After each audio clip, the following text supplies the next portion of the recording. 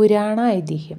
സംഗീതത്തിൽ അപാര പാണ്ഡിത്യം നേടിയ ശ്രീമതി പതിവായി ഭജനകീർത്തനം പാടി ലക്ഷ്മി ദേവിയെ സ്തുതിച്ചുകൊണ്ടിരുന്നു. ലക്ഷ്മി ദേവി അവൾക്ക് മുന്നിൽ പ്രത്യക്ഷയായി. ശ്രീമതിക്ക് ഒരു കൽപ്പകപ്പൂമാല ദേവി സമ്മാനിച്ചു. അവൾ പൂമാലയും കൊണ്ട് സ്വന്തം നഗരത്തിലേക്ക് വരും വഴി ദുർവാസാവ് മഹർഷിയെ കണ്ടുമുട്ടി. ആ മാല ദുർവാസാവ് മഹർഷിക്ക് സമർപ്പിച്ചു. മാലയുമായി ദേവലോകത്ത് ചെന്ന മഹർഷി ഉപഹാരം ഇന്ദ്രദേവന് കൊടുത്തു.